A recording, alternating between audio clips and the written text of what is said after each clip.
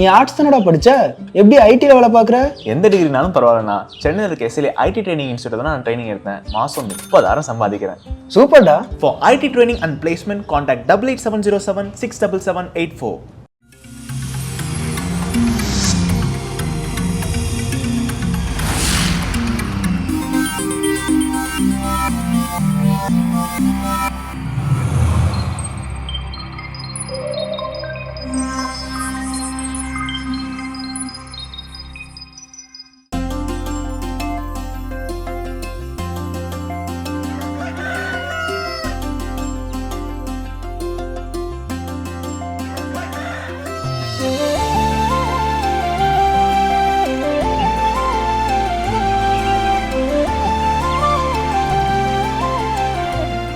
நேயர்கள் அனைவருக்கும் இனிய காலை வணக்கம். எங்களுடன் இதை நீங்கள் பார்க்கவிருப்பது மாதா தொலைக்காட்சியின் கடவுள் வணக்கம்.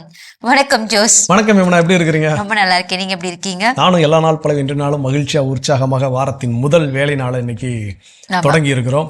ஸோ சிறப்பாக இன்னைக்கான ஒரு கதை என்ன அப்படின்னு பார்த்தீங்கன்னா, ஒரு துருத்துருன்னு இருக்கக்கூடிய ஒரு சின்ன பையன். ஓகே. ஸோ அவனுக்கு வாழ்க்கையில் மிகப்பெரிய வெற்றி அடையணும் அப்படிங்கிறது அவனுடைய கனவு. அந்த கனவுக்காக அவன் என்ன பண்றான், உழைக்கவும் செய்யறான், நல்லா வேலை செய்யறான், எப்பெல்லாம் வேலை செய்யணுமோ கரெக்டாக எல்லாம் செஞ்சுட்டு இருக்கிறான். ஆனால் இருந்தாலும் அந்த ஒரு அவன் விரும்பிய நிலையை அவனால் என்ன பண்ண முடியல, போய் அடைய முடியல, ஏதோ சம்திங். அப்போ அதே ஊரில் இருக்கக்கூடிய ஒரு வயதான ரிட்டையர்டு அதாவது மிலிட்ரியில் இருந்து சோல்ஜராக பணிபுரிந்து ஓய்வு நிலை பெற்ற ஒருத்தர் அங்கே என்ன பண்ணுறாங்க இருக்கிறார். அவரை இவன் என்ன பண்ணுறான், கவனிக்கிறான். அவர் தினந்தமும் காலையில் 4 மணிக்கு எந்திக்கிறாரு. அவர் வாக்கிங் போக வேண்டிய, அந்த ஜாக்கிங் போக வேண்டிய வேலைகள் செய்கிறார், உடற்பயிற்சி செய்கிறாரு. என்னென்ன வேலைகள் அவர் ரெகுலராக மிலிட்ரியில் இருக்கும்போது செஞ்சாரோ அதை அப்பவும் என்ன பண்ணுறாரு, செஞ்சுட்டு இருக்கிறார். அப்போ இவன் ஒரு நாள் அவர்கிட்ட போய் பேசுகிறான். ஏன் தாத்தா, நீங்கள் வந்து ரிட்டையர்டு ஆகிட்டீங்க, வீட்டில் இருக்கலாம், இப்போ யாரும் உங்களை 4 மணிக்கு எந்திக்கணும்னு கட்டாயப்படுத்துறது கிடையாது. 4 மணிக்கு நீங்கள் பரேடு போகணும், இந்த மாதிரி வாக்கிங் போகணும், ஜாக்கிங் போகணுங்கிற எந்த வேலையும் உங்களுக்கு கிடையாது. ஏன் செஞ்சுக்கிட்டே இருக்கிறீங்க? இல்லப்பா, இது எனக்கு சின்ன வயசுலேருந்தே நான் தொடர்ச்சியாக செய்து கொண்டு வரக்கூடிய விஷயம். ஸோ யார் இருந்தாலும் இல்லாவிட்டாலும் சரி, இது எனக்கு செய்யணும், அவ்வளோதான்ப்பா, தொடர்ச்சியாக செய்யணும் அப்படின்னு எனக்கு சொல்லியிருக்கிறார். இப்போ இந்த பையனுக்கு திடீர்னு ஒரு விஷயம் தோணுது. நாமளும் நம்ம வாழ்க்கையில் ஒரு நல்ல நிலைக்கு போகணும்னு விருப்பப்படுறோம். ஆனால் சில நாட்கள் வேலை செய்கிறோம், சில நாட்கள் அந்த வேலையை என்ன பண்ணுறோம், செய்யாமல் விட்டுருவோம்.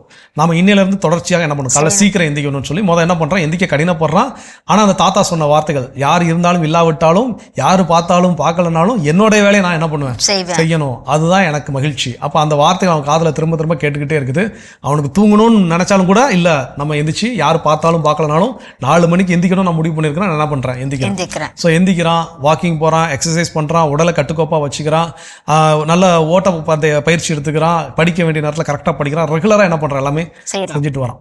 அப்போ ஒரு நாள் வந்து அறிவிப்பு வருகிறது, இந்த மாதிரி இப்படி ஒரு அந்த ஃப்ரெண்ட்ஸ் ஆஃப் போலீஸ் அப்படின்னு சொல்லுவாங்க, அது இப்போ இருக்குதான்னு தெரியல, அந்த மாதிரி ஒரு வேலைக்கு வந்து ஆட்கள் எடுக்கப்படுது. ஸோ ஃபிட்னஸ் ரொம்ப முக்கியம், அந்த மாதிரி ரன்னிங் ரேஸ்லாம் இருக்குது, யாரெல்லாம் கலந்துக்க வாரீங்க அப்படின்னு சொல்லி. ஸோ அந்த ரன்னிங் ரேஸ் எல்லாரும் வந்து நிற்கிறாங்க. அப்போ அந்த திடல் எப்போவுமே எப்படி இருக்குன்னா, சிலர் பயங்கர ஓவர் கான்ஃபிடென்ட்டாக பேசுவாங்க, நான்லாம் அப்படி ஓடிடும் அப்படி இப்படின்னு சொல்லக்கூடிய மனிதர்களும் இருக்கிறாங்க. பயந்துக்கிட்டு ஐயோ எப்படி ஓட போகிறோம் இல்லைன்னு தெரியக்கூடிய மனிதர்களும் இருக்கிறாங்க. இவன் எந்த சலனமும் இல்லை, அவாட்டுக்கு அமைதியாக இருக்கிறான். ரன்னிங் ரேஸ் ஸ்டார்ட் ஆகுது. 1 ரவுண்ட் 2 ரவுண்ட்லாம் வாய் பேசுனவங்களாம் என்ன பண்ணிடுறாங்க, ஒதுங்கிடுறாங்க. இவன் முழுமையாக என்ன பண்ணுறான், முடிக்கிறான். அதுபோல் எழுத்து தேர்வு எல்லாம் விழுந்து படிக்கிறாங்க. இவன் ஏற்கனவே முதல்ல ப்ராக்டிஸ் பண்ணிட்டு வந்ததுனால இவன் இந்த எக்ஸாமே ஈஸியாக என்ன பண்ணிடுறான், கிளியர் பண்ணிடுறான். ஸோ அப்போ அவங்ககிட்ட கேட்குறாங்க, எப்படி ஒன்றால் இது சாத்தியமாச்சு? ஸோ தொடர்ச்சியான முயற்சி, தொடர்ச்சியான பயிற்சி, இந்த 2 தான் எனக்கு வெற்றியை சாத்தியமாக்கியது. ஸோ அப்போ நமக்கும் உத்வேகம் இருக்குது, வாழ்க்கையில் வெற்றி பெற வேண்டும் அப்படின்னு சொல்லி. ஆனால் அதை காட்டிலும் தொடர்ச்சியான முயற்சியும் பயிற்சியும் தான் ரொம்ப தேவை. ஸோ இதை நம்ம கற்றுக்கொள்ள வேண்டும். இந்த சிந்தனையோடு இந்த நாளை தொடங்கலாம். இப்போ ஆளி தரிசனம் பார்க்கலாம்.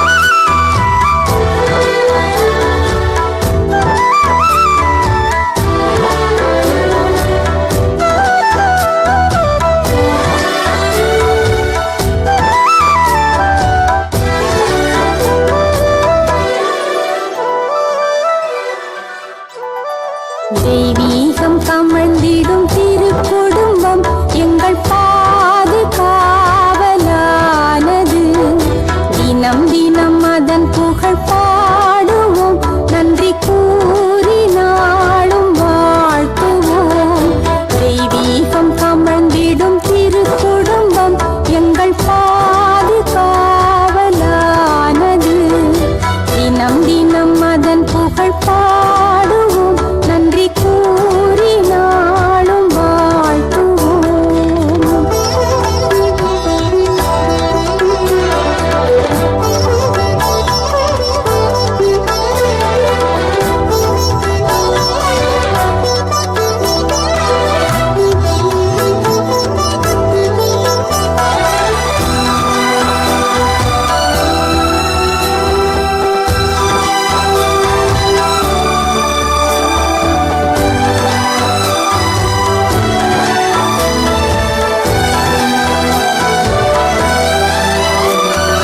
நீதியும் நேர்மையும் நிறைந்தவர் சூசையப்பர், வாய்மையும் தூய்மையும் நிறைந்தவர் கன்னி மரியாள்.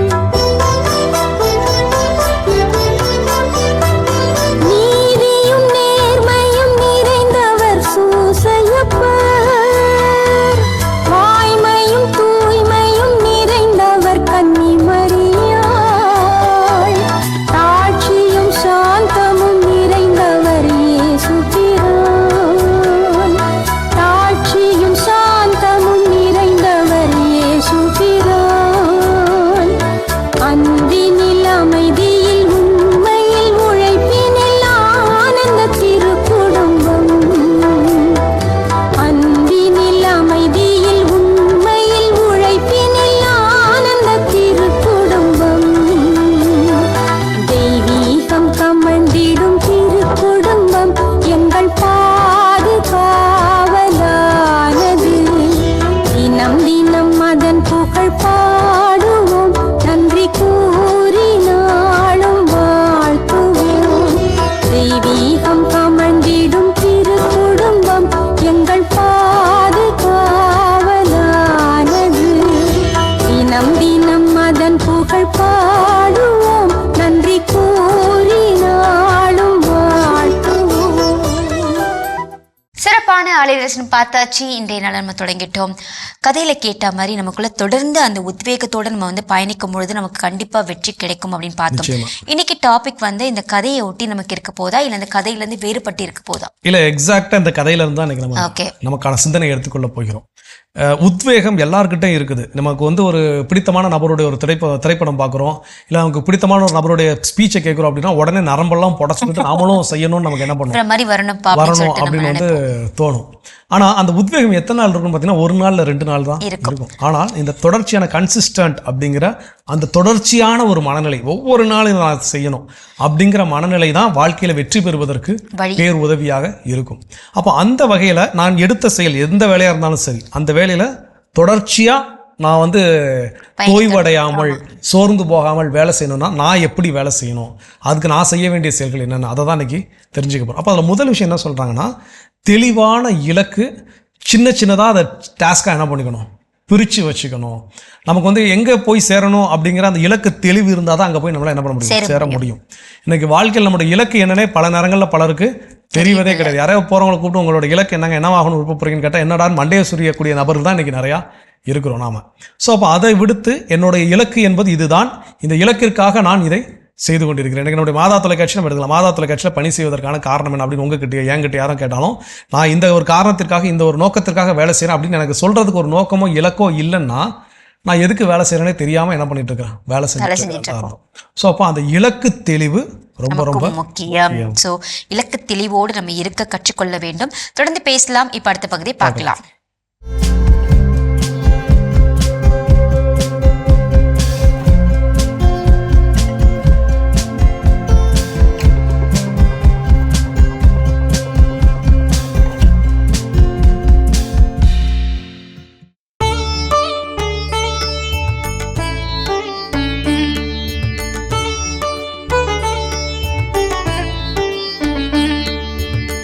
ஆண்டவர்க்கு புதியதொரு பாடல் பாடுங்கள், புதியதொரு பாடல் பாடுங்கள்.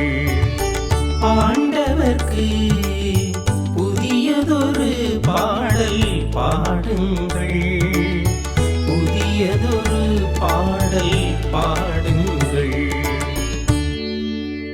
ஆண்டவர்க்கு புதியதொரு பாடல் பாடுங்கள், ஏனெனில் அவர் வியத்தகு செயல்கள் புரிந்துள்ளார். அவருடைய வலக்கரமும் புனிதமிகு புயமும் அவருக்கு வெற்றியை அளித்துள்ளன, அவருக்கு வெற்றியை அளித்துள்ளன. ஆண்டவர்க்கு புதியதொரு பாடல் பாடுங்கள், புதியதொரு பாடல் பாடுங்கள். ஆண்டவர்க்கு புதியதொரு பாடல் பாடுங்கள், புதியதொரு பாடல் பாடுங்கள். ஆண்டவர் தம் மீட்பை அறிவித்தார், பிற இனத்தார் கண்முன்னே தம் நீதியை வெளிப்படுத்தினார். இஸ்ரவேல் வீட்டாருக்கு வாக்களிக்கப்பட்ட தமது பேரன்பையும் உறுதிமொழியையும் அவர் நினைவு கூர்ந்தார். உலகெங்கும் உள்ள அனைவரும் நம் கடவுள் அருளிய விடுதலையை கண்டனர். உலகெங்கும் வாழ்வோரே அனைவரும் ஆண்டவரை ஆர்ப்பரித்து பாடுங்கள், மகிழ்ச்சியுடன் ஆர்ப்பரித்து புகழ்ந்தேத்துங்கள்.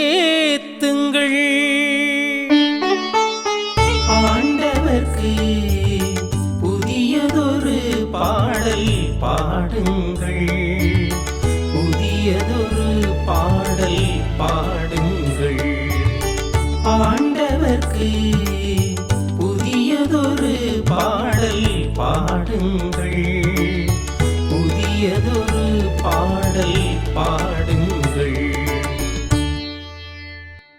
ஆண்டவர் இயேசு கிறிஸ்துவில் மிகவும் பிரியமுள்ள சகோதர சகோதரிகளே, மாதா டிவி நேயர்களே, உங்கள் அனைவருக்கும் ஆண்டவர் இயேசு கிறிஸ்துவின் பெயரால் வாழ்த்துக்களும் வணக்கங்களும். இன்றைய தினம் ஒரு திருப்பாடல் நிகழ்ச்சியில் நமது தியானத்திற்கென கொடுக்கப்பட்டிருக்கிற திருப்பாடலானது திருப்பாடலின் 98. திருப்பாடல்கள் 93 100 வரையிலான திருப்பாடல்களை அரச திருப்பாடல்கள் என விவிலிய அறிஞர்கள் அழைக்கிறார்கள். அப்படிப்பட்ட அரச திருப்பாடல்களில் ஒன்றான 98வது திருப்பாடலை நாம் இன்றைய தினம் தியானிக்க இருக்கிறோம். இந்த திருப்பாடலானது இஸ்ரவேலின் கடவுளாம் ஆண்டவரை உலக அனைத்திற்கும் அரசராக பாவித்து பாடுகிற ஒரு பாடலாக, அவருடைய அரசுரிமையை அரசாட்சியை புகழ்ந்து பாடுகிற ஒரு பாடலாக அமைந்திருக்கிறதை நாம் காண முடிகின்றது.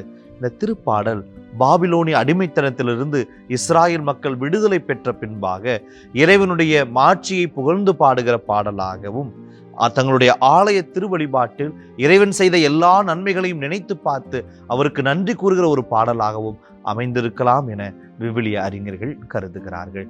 பிரியமானவர்களே, இந்த திருப்பாடல் ஆண்டவருக்கு புதியதொரு பாடல் பாடுங்கள், ஏனெனில் அவர் வியத்தகு செயல்கள் புரிந்துள்ளார் என தொடங்குகிறதை நாம் வாசிக்கின்றோம். ஆண்டவருக்கு புதியதொரு பாடல் பாடுங்கள். ஒவ்வொரு நாளும் இறைவன் நம்முடைய வாழ்க்கையில் அற்புதங்களையும் அதிசயங்களும் செய்கிறார். ஒவ்வொரு நாளும் இறைவனுடைய இரக்கம் புதியதாக இருக்கிறது. ஒவ்வொரு நாளும் அந்த இரக்கத்தை நம்முடைய வாழ்க்கையை நாம் அனுபவிக்கிறோம். அனுபவிக்கிற அந்த இரக்கத்திற்கு நாம் எப்படி பதில் கொடுக்கிறோம் என்பதை இன்றைய இந்த திருப்பாடல் நம் முன்பாக கேள்வியாக வைக்கின்றது. இன்னைக்கு ஆண்டவருக்கு புகழ் பாடுகிறவர்களாக நாம் இருக்கிறோமா என்பதை சிந்தித்து பார்க்க வேண்டும். வியத்தகு செயல்கள் அவர் புரிந்துள்ளார்.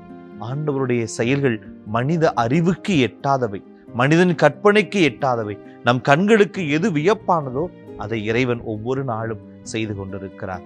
இஸ்ராயல் மக்கள் பாபிலோனில் அடிமைகளாக இருந்தபோது தங்களுக்கு மீட்பே இல்லை என்று சொல்லி அழுது புலம்பிக் கொண்டிருந்தார்கள். அப்படிப்பட்ட இஸ்ராயல் மக்களை ஆண்டவர் மீட்டு கொண்டு வந்தார். எனவே ஆண்டவருடைய செயல்கள் வியப்புக்குரியவை, மனித அறிவுக்கு எட்டாதவை என்பதை இந்த திருப்பாடல் நமக்கு தெளிவாக சொல்லிக் கொடுக்கின்றது. ஆண்டவர் தம் மீட்பை அறிவித்தார், பிற இனத்தார் கண்முன்னே தம் நீதியை வெளிப்படுத்தினார். ஆண்டவர் தன்னுடைய மீட்பை இஸ்ராயல் மக்களுக்கு அறிவித்தார். அவர்கள் அடிமைத்தனத்திலிருந்து அவர்கள் விடுவித்து அவர் சொந்த நாட்டிற்கு அவர் அழைத்து வந்தார்.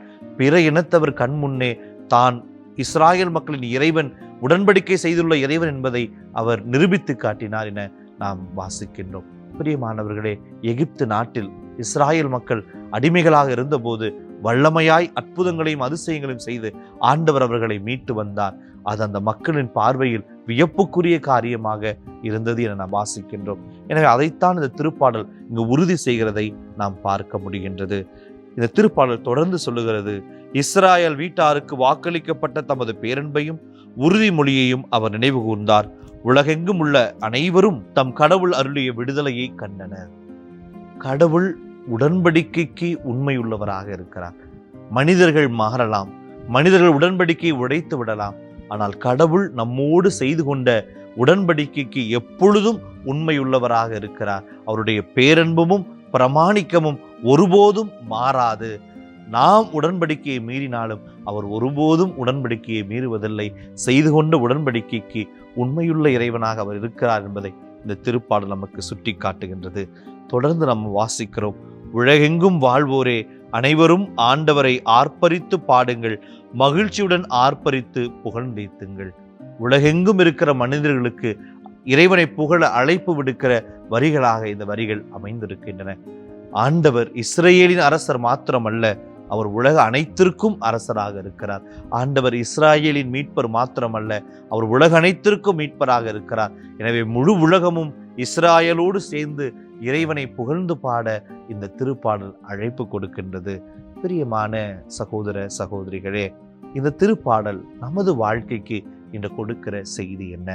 முதலாவது செய்தி, இஸ்ராயல் மக்கள் பாபிலோனின் அடிமைத்தனத்திலிருந்து மீண்டு வந்ததை நினைவுகூர்ந்து இந்த பாடலை ஆண்டவருக்கு பாடி நன்றி சொன்னார்கள். இன்னைக்கு நம்முடைய வாழ்க்கையில் நாம் இறைவன் செய்த காரியங்களை நினைவு கூறுகிறோமா? இந்த ஆன்மீக நினைவுகள் நம்மிடம் உள்ளதா? சிறியதோ பெரியதோ எத்தனையோ அற்புதங்களையும் அதிசயங்களையும் இறைவனிடமிருந்து பெற்று கொண்டிருக்கோம். வாழ்க்கை பாதையில் இறைவன் கரம் பிடித்து எத்தனையோ முறை நம்மை வழி நடத்தி இருக்கிறார்.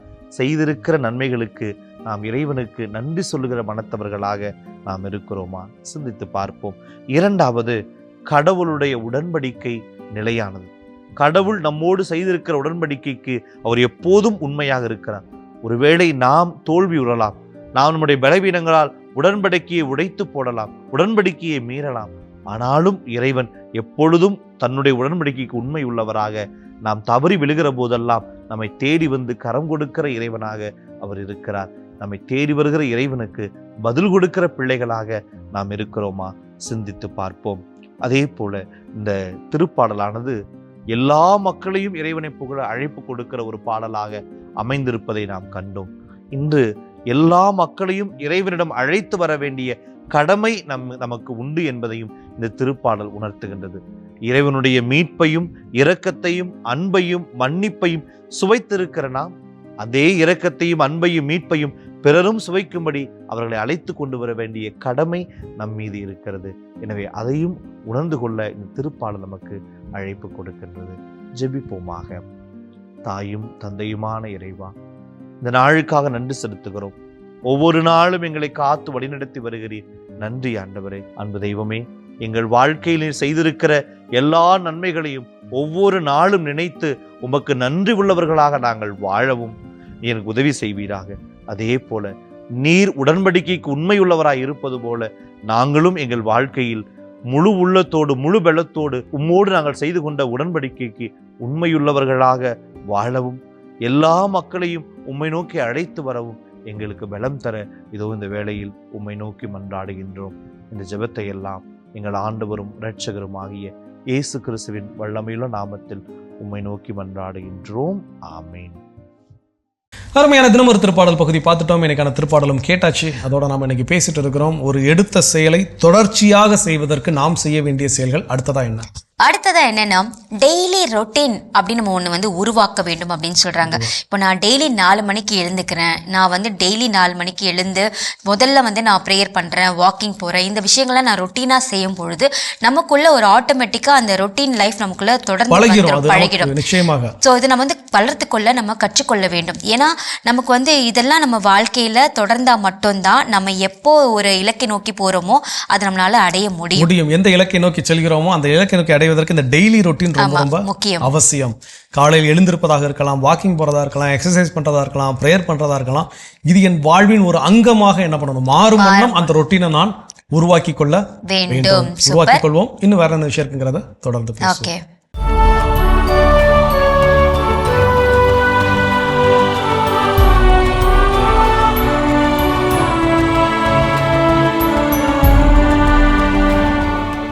டிசம்பர் 8 தூய அமல அன்னை பெருவிழா. இன்று தாய் திருச்சபை புனித கன்னிமரியாவின் அமல உற்பவ திருவிழாவினை பெருமகிழ்வுடன் கொண்டாடுகின்றது. புனித மரியன்னை தன் தாயாரின் வயிற்றில் கருவான நொடிப்பொழுதிலிருந்து பிறப்பு நிலை பாவத்திற்கு உட்படாமல் இறைவனின் திருவருளால் பாதுகாக்கப்பட்டார் என்று தாய் திருச்சபை பதிவு செய்கிறது. கிபி 7ஆம் நூற்றாண்டில் கீழை திருச்சபையில் மரியன்னை புனித அன்னா திருவயிற்றில் கருவான விழா என்று கொண்டாடப்பட்டு வந்த இப்பெருவிழா கிபி 9ஆம் நூற்றாண்டு முதல் மேலை திருச்சபையில் கொண்டாடப்பட்டது. கிபி 12ஆம் நூற்றாண்டில் மரியன்னையின் அமல உற்பவம் குறித்து இறையியலை சார்ந்த பல்வேறு விவாதங்கள் எழ பிரான்சிஸ்கன் சபையினை சேர்ந்த அருட்குரு யோவான் டன்ஸ் அவர்கள் மரியன்னை கருவான நொடிப்பொழுதிலிருந்து இறைவனின் அருட்கொடையால் பாதுகாக்கப்பட்டார் என்று சான்று பகர்ந்தார். கிபி 14ஆம் நூற்றாண்டில் மேலை திருச்சபையில் பரவலாக்கப்பட்ட இப்பெருவிழா திருத்தந்தை 4ஆம் சிக்தூசினால் மேலை திருச்சபை முழுவதும் கொண்டாட பணிக்கப்பட்டது. கிபி 17ஆம் நூற்றாண்டில் மரியன்னையின் பிறப்பு குறித்த கருத்து வேறுபாடுகள் அனைத்தும் மறைந்து போக புனித மரியன்னை அனைவராலும் அமல உற்பவியாக ஏற்றுக்கொள்ளப்பட்டு போற்றப்பட்டார். திருத்தந்தை 9ஆம் பத்திநாதர் கிபி 1854ஆம் ஆண்டு டிசம்பர் 8ஆம் நாள் வெளியிட்ட அறிக்கையில் நாம் அனைவரும் மரியன்னை ஜென்ம பாவத்திலிருந்து விடுவிக்கப்பட்டு பாதுகாக்கப்பட்டார் என்பதனை விசுவசித்து அறிக்கையிட வேண்டும் என்று கேட்டுக்கொண்டார். பிரான்ஸ் நாட்டில் மசபியல் குகையில் கிபி 1858ஆம் ஆண்டு மார்ச் 25ஆம் நாள் சிறுமி பெர்னதத்திற்கு காட்சி அளித்த புனித மரியன்னை நாமே அமல உற்பவம் என்று சான்று பகர்ந்தார்.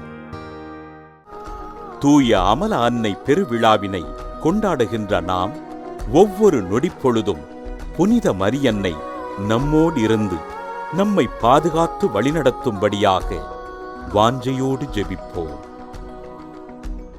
சிறப்பான இன்றைய புனிதர் பகுதி நம்ம பார்த்தாச்சு. நாம இன்னைக்கு பேசிட்டு இருக்கோம் ஒரு செயலை நான் டெய்லியா என்னுடைய வாழ்க்கையில ஒரு அங்கமா வைத்துக்கொள்ள அடுத்ததான் நான் என்ன செய்யணும். ஸோ அடுத்ததான் அந்த மாதிரி தொடர்ச்சியாக செயல்படுவதற்கு நான் செய்ய வேண்டிய செயல் என்ன சொல்றாங்க அப்படின்னு பார்த்தீங்கன்னா, இன்னைக்கு நம்ம எல்லாருமே என்ன அப்படின்னா விரைவாக உடனடி மாற்றம் வாழ்வில் நிகழ வேண்டும் அப்படின்னு நம்ம நினைச்சிட்டு இருக்கிறோம். நம்ம ஏற்கனவே கடந்த காலங்களில் சொன்ன மாதிரி குட் திங்ஸ் டேக் டைம். நல்ல நல்ல விஷயங்கள் அதற்கான நேரத்தை என்ன பண்ணும், எடுத்துக்கும். ஸோ ஒரு குழந்தை உருவாவதற்கு அந்த 9 மாதங்களும் சில நாட்களும் தேவைப்படுதுன்னா அப்போதான் அது ஒரு முழுமையான ஒரு குழந்தையாக என்ன பண்ணும், உருவாக முடியும். நான் எனக்கு இன்ஸ்டன்ட்ல நான் நெட்லாம் டவுன்லோட்லாம் என்ன பண்ணிக்க முடியாது, ஆன்லைன்ல டவுன்லோட் பண்ற மாதிரிலாம் டவுன்லோட் பண்ணிக்க முடியும். பண்ண முடியாது. ஸோ அப்போ அந்த காலத்தை அதற்கு நாம் கொடுக்க வேண்டும். அது ரொம்ப ரொம்ப முக்கியம். அப்போ நான் ஒரு முடிவு எடுத்துக்கிறேன், நான் தொடர்ச்சியாக செயல்பட நான் விரும்புகிறேன், நான் காலையில் 4 மணிக்கு எழுந்திருப்பதை என் வழக்கமாக வைத்திருக்கிறேன் அப்படின்னா, நான் அது வரைக்கும் 7 மணி 8 மணிக்கு தான் நான் எந்திக்கிறேன். நான் நாளையிலேருந்து 4 மணிக்கு எந்திக்கிறேன்னு கேட்டால் உடனே எந்திக்க முடியுமான்னு கேட்டால் 1 நாள் 2 நாள் வேணால் எழுந்திருக்க முடியும்.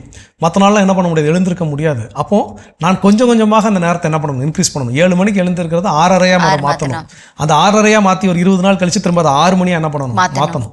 ஸோ இப்படி நான் கொஞ்சம் கொஞ்சமாக நான் தான் வளர்ச்சி அடைய முடியும். நான் எடுத்த எடுப்பில் 4 மணிக்கு 7லேருந்து நான் பாய்வேன்னு கேட்டால் ஒரு 2 நாள் வேணா அது கரெக்டாக என்ன பண்ண முடியும், பாய முடியும். அதனால டயர்ட் ஆகிடும். நமக்கு எப்போ தூங்குறோன்னு தெரியாது, எப்போ எழுந்துக்கிறோன்னு தெரியாது. அந்த மாதிரி பண்ணும்போது உடல்நிலையில் நமக்கு பாதிப்புகள் வரும். நிச்சயமாக வரும். ஏன்னா பயாலஜிக்கல் சைக்கிள் என்ன பண்ணும், அங்கே பாதிப்பிற்கு உள்ளாகிறது. அப்போ slow and steady win the race அப்படின்னு சொல்வது போல நாம் கொஞ்சம் கொஞ்சமாக நிதானமாக நம் வாழ்வில் வளர்ச்சி அடைய கற்றுக்கொள்ள வேண்டும்.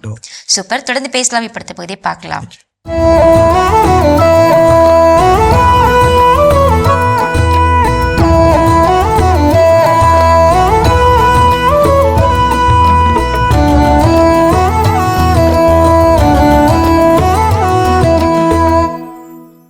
சிற்றின்பம் பேரின்பம். இதில் சிற்றின்பம் காமம் சார்ந்தது, பேரின்பமோ கடவுள் சார்ந்தது. சரியா தாத்தா? கேட்டு நின்ற செயற்கை நுண்ணறிவு பேராண்டியிடம், இல்ல பேராண்டி, அதையும் தாண்டி விசாலமானது என்ற அந்த 5th ஃபார்ம் படிச்ச அந்த தாத்தா விவரமாக சொல்ல ஆரம்பித்தார். உற்று கேளுங்கள். படைப்பால் ஈர்க்கப்பட்டால் சிற்றின்பம், படைத்தவனால் ஈர்க்கப்பட்டால் பேரின்பம். படைப்புகளை அனுபவித்தால் சிற்றின்பம், படைப்புகளை ஆராதித்தால் பேரின்பம். படைப்புகளை படைப்புகளாய் கண்டால் சிற்றின்பம், படைப்புகளில் படைத்தவனையே கண்டால் பேரின்பம். என்னால் தான் இந்த வாழ்க்கை என முன்னேறினால் சிற்றின்பம், இறைவனால் தான் இந்த வாழ்க்கை என முன்னேறினால் பேரின்பம். இந்த உடல்தான் நான் என எண்ணினால் சிற்றின்பம், இந்த உயிர்தான் நான் என எண்ணினால் பேரின்பம். அமைதி ஆனந்தம் சிறிதே பெற்றபின் இழந்தால் சிற்றின்பம், அமைதி ஆனந்தம் பெரிதே பெற்று நித்தியமாய் வாழ்ந்தால் பேரின்பம். செய்வது நான் என எண்ணினால் சிற்றின்பம், செய்வது இறைவன் என எண்ணினால் பேரின்பம். புறப்பொருள் நிகழ்வில் சுகமுறுவது சிற்றின்பம், அகப்பொருள் நிகழ்வில் சுகமுறுவது பேரின்பம். இன்பம் அடைந்தாலும் மீண்டும் வேண்டி திருப்தி அடையாதது சிற்றின்பம். இன்பம் கடந்த வேறு எதையும் விரும்பாத பூரணம் பேரின்பம். நிரந்தர பேரின்பத்தை மறைப்பது சிற்றின்பம், நிலையற்ற சிற்றின்பத்தை கடப்பது பேரின்பம். உடலோடு மனதை தொடர்பு படுத்துவது சிற்றின்பம், உயிரோடு மனதை இணைத்தே விடுவது பேரின்பம். இன்பம் என்கின்ற வடிவில் இருக்குமே துன்பம், அதுவே சிற்றின்பம். துன்பம் போல் அறியப்பட்டு இன்பமாகுமே, அதுவே பேரின்பம். எங்கே இருக்கிறது இறைமை எனில் சிற்றின்பம், எங்கும் இருக்கிறது இறைமை என்றால் பேரின்பம். பலவீனம் நோய் துன்பம் மரணம் தருவது சிற்றின்பம், அவை கடந்த மரணமில்லா பெருவாழ்வு தருவது பேரின்பம். பயம் சஞ்சலம் சந்தேகம் குற்ற உணர்வு தருவது சிற்றின்பம், இவை அறியா தூய்மையானது பேரின்பம். சிறு உணர்ச்சிகளில் இன்பம் அடைவது சிற்றின்பம், எல்லையற்ற பிரம்மத்தில் கலப்பது பேரின்பம். பிறரை தனக்காக பயன்படுத்துவது சிற்றின்பம், தன்னை பிறருக்காக அர்ப்பணிப்பது பேரின்பம். அளவுடையது முடிவுடையது சிற்றின்பம், அளவற்றது முடிவற்றது பேரின்பம். அறிவை மழுங்கடிப்பது சிற்றின்பம், அறிவை மிளிர வைப்பது பேரின்பம். அழகை மட்டும் ஆராதித்தால் சிற்றின்பம், அழகற்றதையும் அழகே என்று ஒன்றித்தால் பேரின்பம். பயன் கருதி செயல் புரிந்தால் சிற்றின்பம், பயன் கருதா செயல் புரிந்தால் பேரின்பம். அப்பா, இன்னைக்கு இது போதும். சிற்றின்ப பேரின்ப பட்டியல் இன்னும் இருக்கும். நாளை தொடரலாமே. சிறப்பான கதைகள் 1000 பகுதி பார்த்துட்டோம். அதோட இன்னைக்கு நம்ம பேசிட்டு இருக்கிறோம், ஒரு செயலை எடுத்த செயலை நான் தொடர்ச்சியாக செய்வதற்கு நான் செய்ய வேண்டிய செயல்கள் என்னென்னு சொல்லி அதில் அடுத்ததான் என்ன சொல்றாங்க. தொடர்ச்சியாக நம்ம ஒரு செயலை செய்யறதுக்கு எதெல்லாம் நமக்கு தடைகளாக இருக்கோ அதெல்லாம் நம்ம வந்து தள்ளி வைக்கணும். இப்போ நான் ஒரு செயலை செய்யறதுக்கு ஒரு மொபைல் ஃபோன் தடையாக இருக்கா, அது தூக்கி தூரம் போட்டு வைக்கணும். இல்லை நான் ஒரு வேலை செய்கிறேன், இந்த வேலை செய்யும் போது எனக்கு ஒரு நண்பர் வந்து பேசிக்கிட்டே இருக்காங்களா, அவங்க எனக்கு டிஸ்டர்பன்ஸாக இருக்காங்களா, அவங்கள நம்ம தள்ளி வைக்கணும். இந்த மாதிரி ஒரு செயலை நம்ம ஆர்வமாக செய்யும் போது நமக்கு யார் தடையாக இருக்காங்களோ அந்த தடைகளை நம்ம வந்து ஒதுக்கி வைக்க வேண்டும். விஷயம் இதை ஒரு முறை சொல்லும்போது நண்பர் ஒருத்தர் சொன்னார், எனக்கு மொபைல் ஃபோனை வச்சு தான் வேலையே இருக்குதுங்க, அதில் ஆட் போஸ்டிங் தான் என் வேலை. அப்புறம் எனக்கு மொபைல் ஃபோனில் டிஸ்டர்பன்ஸாக இருக்குது, நான் என்னங்க பண்ணுறது அப்படின்னா வெரி சிம்பிள். அந்த மொபைல் ஃபோனில் என்னென்ன அப்ளிகேஷன்ஸ் எனக்கு டிஸ்டர்பன்ஸாக இருக்கோ அதை தூக்கி வச்சிட வேண்டும், அதை அன்இன்ஸ்டால் பண்ணிடணும். அதுபோல் எனக்கு சிஸ்டமில் தாங்க வேலை, ஆனால் அந்த சிஸ்டமில் எனக்கு ஃபேஸ்புக் சோஷியல் மீடியா போன இடத்துல எனக்கு டைம் என்ன பண்ணிட்டு இருக்கேன், வேஸ்ட் பண்ணிட்டு இருக்கேன்னு நினச்சா அப்போ அத்தகைய வெப்சைட் நீங்கள் என்ன பண்ணிடலாம், அதில் பிளாக்கர்ஸ் இருக்குது. அந்த பிளாக்கர்ஸை பயன்படுத்தி அந்த வெப்சைட் நீங்கள் பார்க்காத வண்ணம் நீங்களே என்ன பண்ணிக்க முடியும், தடுத்து நிறுத்தி வைத்துக் கொள்ள முடியும். ஸோ அப்போ இதற்கு வழிகள், ஏகப்பட்ட வழிகள் இருக்கின்றது. தொடர்ச்சியாக செயல்படுவதற்கு எதெல்லாம் தடை காரணிகளாக இருக்கிறதோ அதையெல்லாம் கண்டுணர்ந்து அதை தவிர்த்து விடுதல் நிச்சயமா வாழ்வின் நம்ம இலக்கை சென்று அடைய அது நமக்கு உதவியாக இருக்கும். சூப்பர். தொடர்ந்து பேசலாம். இப்ப அடுத்த பகுதியை பார்க்கலாம்.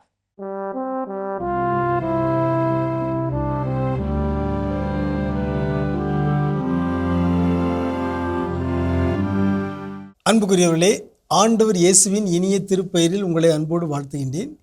இயேசுவின் ஆளுமை என்னும் தொடரில் இயேசுவின் ஆளுமையிலிருந்து நாம் கற்றுக்கொள்கிற பல பாடங்களை உங்களோடு நான் பகிர்ந்து வருகின்றேன். இன்று வழி தவறியோருக்கு முன்னுரிமை என்னும் செய்தியை உங்களோடு பகிர்ந்து கொள்ள விரும்புகின்றேன். இயேசுவுடைய போதனையில் வழி தவறியோருக்கு முன்னுரிமை என்பதை ஒரு கொள்கையாக நாம் பார்க்கின்றோம். மத்தேயு நற்செய்தி 10ஆம் அதிகாரம் 1 முதல் 7 முடிய உள்ள இறைமொழிகளில் இயேசு தன் 12 திருத்தூதர்களை நற்செய்தி அறிவிப்பதற்காக அனுப்புகிறார். அப்போது அவர் சொல்லுகிறார், 10:6 நாம் வாசிக்கிறோம், சமாரியாவின் நகர் எதிலும் நுழைய வேண்டாம், மாறாக வழி தவறி போன ஆடுகளான இஸ்ரேல் மக்களிடமே செல்லுங்கள். வழி தவறி போன ஆடுகளான இஸ்ரேல் மக்களிடையே செல்லுங்கள். ஆடுகளை பற்றி இயேசு இன்னொரு ஊமையை சொல்லியிருக்கிறார். அதை நாம் இங்கே வாசிக்கிறோம். மத்தேயு நற்செய்தி 18ஆம் அதிகாரம் 12-13 இறைமொழியில் நாம் வாசிக்கிறோம், காணாமல் போன ஆடு. அந்த ஆயர் அதை கண்டுபிடித்தால் வழி தவறி அலையாத 99 ஆடுகளையும் பற்றி மகிழ்ச்சி அடைவதை விட வழி தவறிய அந்த ஓர் ஆட்டை பற்றியே மிகவும் மகிழ்ச்சி அடைவார்.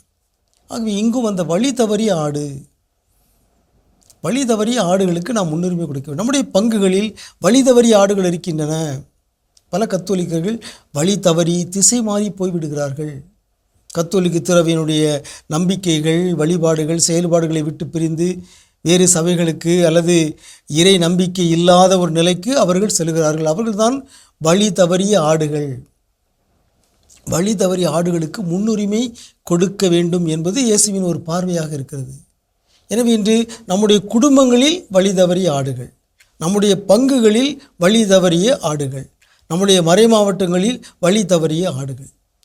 இந்த ஆடுகளை நாம் ஆய்வு செய்து பார்த்து அவர்களை கண்டுபிடித்து அவர்களுக்கு முன்னுரிமை கொடுக்க வேண்டும். அவர்களை முதலில் சந்திக்க வேண்டும். அவர்களை மீட்டெடுப்பதில் அதிக மகிழ்ச்சி அடைய வேண்டும் என்பது இயேசுவின் பார்வையாக, இயேசுவின் போதனையாக, இயேசுவின் வழிகாட்டுதலாக இருக்கிறது. இயேசுவின் இந்த ஆளுமை செய்தியை நாம் உள்வாங்கி ஏற்றுக்கொண்டு வழி தவறியவர்களுக்கு நம் வாழ்வில் முன்னுரிமை கொடுப்போமாக. உங்களுக்கு அமைதி உரித்தாகுக. சிறப்பான இயேசுவின் ஆளுமை பகுதியை நம்ம பார்த்தாச்சு. நாம இன்னைக்கு பேசிட்டு இருக்கோம், நாம தொடர்ச்சியா வளர்ச்சி அடையணும்னா நமக்குள்ள இருக்கிற அந்த டிஸ்ட்ராக்ஷன்ல அடுத்ததான் நம்ம என்ன வந்து தவிர்க்கணும். ஸோ அடுத்த டிஸ்ட்ராக்ஷன்ஸ் இல்லை நம்ம செய்ய வேண்டிய செயல் அப்படின்னு எதனாலும் நம்ம எடுத்துக்கலாம். அதில் அடுத்ததாக சொல்லக்கூடிய விஷயம் என்ன, தொடர்ச்சியாக இயங்குவதற்கு அப்படின்னு பார்த்தீங்கன்னா நம்முடைய ப்ரோக்ரஸ் என்ன, நம்முடைய வளர்ச்சி அடைந்த நிலை என்ன, எப்படி வளர்ச்சி அடைந்து கொண்டிருக்கிறோம் அப்படிங்கிறத நம்ம மானிட்டர் பண்ணணும், ட்ராக் பண்ணணும் அப்படின்னு சொல்கிறாங்க. அதாவது நேற்றைய எனக்கும் இன்றைய எனக்கும் இருக்கக்கூடிய வேறுபாடு என்னென்ன, எந்த அளவுக்கு நான் வளர்ந்திருக்கிறேன்.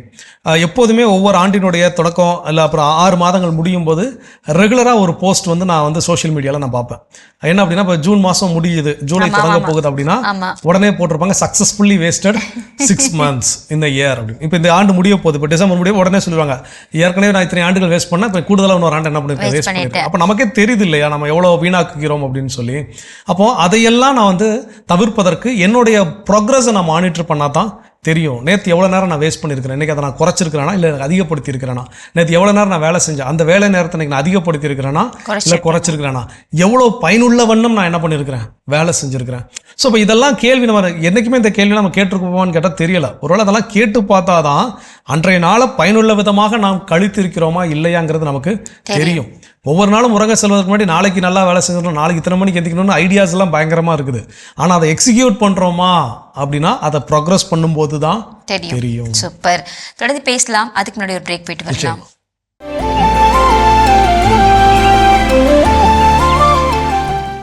நிகழ்ச்சிகள் உங்களை மீண்டும் அன்புடன் வரவேற்கின்றோம். நீங்கள் பார்த்து கொண்டிருப்பது மாதா தொலைக்காட்சியின் கடவுள் வணக்கம்.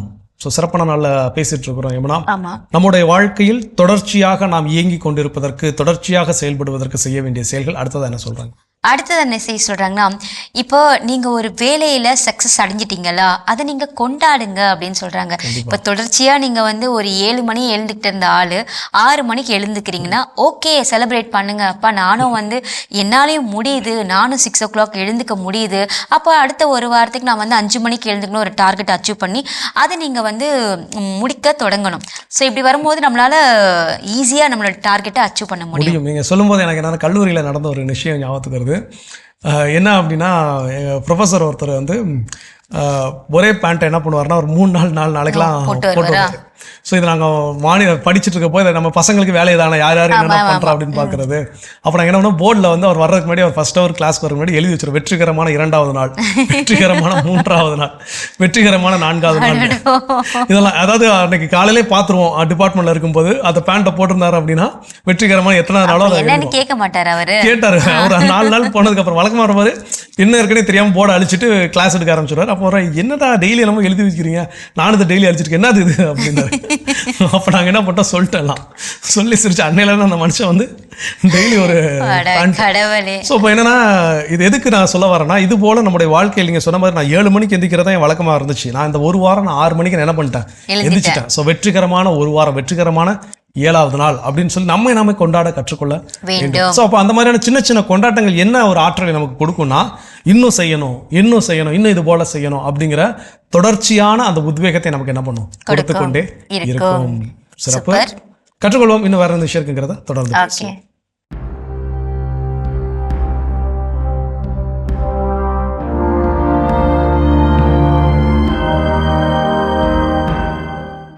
மாதா தொலைக்காட்சியின் நண்பர்களே, உங்கள் அனைவருக்கும் வாழ்த்துக்கள். மனிதர் எல்லாருமே பிறருக்கு இரக்கம் காட்டக்கூடிய, நன்மை செய்யக்கூடிய ஆற்றலும் இயல்பும் கொண்டவர்கள் என்பதை நாம் அறிவோம். ஆனால் எவ்வாறு, எந்த இடத்திலே, யாருக்கு அந்த இரக்கத்தை காட்டுவது, நாம் காட்டுகின்ற இரக்கம் உண்மையானதாக இருக்க வேண்டுமென்றால் அதற்கான வழிமுறை என்ன என்ற கேள்வியை முன்வைத்து பார்க்கின்ற போது, எட்மண்ட் புரூக் என்ற ஒரு அறிஞர் சொல்லியிருக்கின்ற ஒரு கூற்று இங்கே நம் நினைவுக்கு வருகிறது. The true way to mourn the dead is to take care of the living who belong to them. இறந்த ஒருவருக்காக துக்கம் அனுசரித்தல் என்பது அவருக்கு உரிய வாழ்வோரை கவனித்து கொள்வதே. நண்பர்களே, ஒரு நாள் ஒருவர் இறந்திருந்தார். உறவினர்கள், நண்பர்கள் எல்லாம் சூழ்ந்திருக்கின்ற இடத்திற்கு நானும் சென்றேன். என்னை பார்த்தவுடனே இறந்து போன அவருடைய மனைவி, ஃபாதர் வந்திருக்காரு, இப்படியெல்லாம் உங்களுக்கு செஞ்சார், நீங்கள் அவருக்கு இப்படியெல்லாம் நல்லது செய்யுங்களே அப்படின்னு சொல்லி அப்படியே சொல்லி அழுது கொண்டிருந்தார். அப்போது பக்கத்தில் இருந்த ஒருத்தர் கேட்டார், நீ அதெல்லாம் சொல்லி அழுந்தது போதும், இப்போ அவருடைய பிள்ளைகள் எல்லாம் இருக்கிறாங்களே, அதுகளுக்கு நான் என்ன பண்ணுறது, அவரே போயிட்டாரு, நான் என்ன பண்ண போகிறேன் அப்படின்னு ஒரு மாதிரி கையை விரித்தது.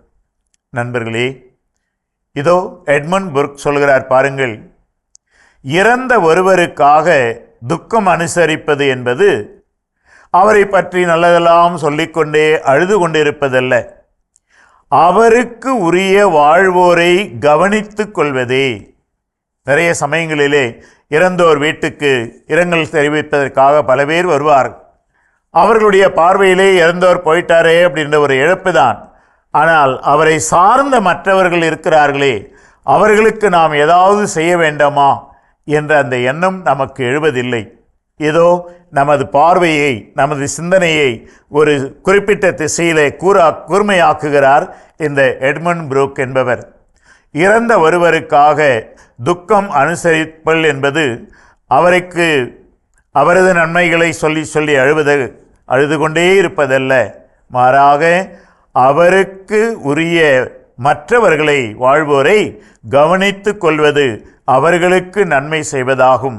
நண்பர்களே, இரக்கம் காட்டுவது என்பது இறந்தவரை பற்றி எப்போதும் அழுது கொண்டிருப்பதல்ல, அவருக்கு உரியவருக்கு நன்மை செய்வது. இத்தகைய புதிய கண்ணோட்டத்திலே இரக்கம் காட்டி வாழ முயற்சி செய்வோமா? உங்கள் அனைவருக்கும் வாழ்த்துக்கள். சிறப்பான ஆண்டவர் வாக்கு பகுதி நம்ம பார்த்தாச்சு. தொடர்ச்சியா நம்ம வெற்றி பெற நம்ம என்ன செய்யணும் அடுத்ததா? ஸோ அடுத்ததாக தொடர்ந்து இயங்குவதற்கு செய்ய வேண்டிய செயல் என்ன சொல்றாங்க அப்படின்னு பார்த்தீங்கன்னா, நம்ம எல்லோருமே வந்து மனிதர்கள். அப்போ அந்த மனிதருக்குரிய பலவீனம் அப்படிங்கிறது நம்மக்கிட்ட இருக்கத்தான் செய்யுது. அப்போ அந்த இம்பர்ஃபெக்ஷனை நம்ம கற்றுக்கொள்ள வேண்டும்.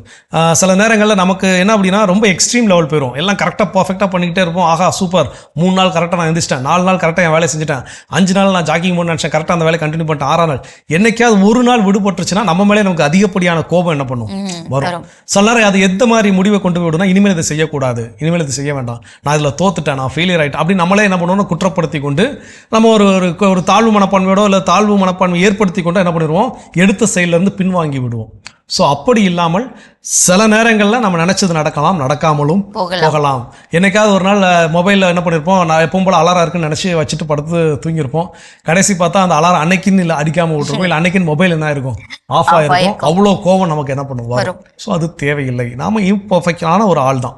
ஸோ அந்த இம்பர்ஃபெக்ட் நம்மக்கிட்ட இருந்தாலும் அதை நான் ஏற்றுக்கொள்வேன். சார் ஒரு நாள் மிஸ் ஆயிடுச்சா ஒன்றும் கவலை இல்லை, அடுத்த நாள்லேருந்து என் ரொட்டீன் என்ன பண்ணுவேன்னா ஃபாலோ பண்ணுவேன். ஸோ அந்த மாதிரி நம்ம கற்றுக்கொள்ள வேண்டும். சூப்பர். தொடர்ந்து பேசலாம். இப்ப அடுத்த பகுதியை பார்க்கலாம்.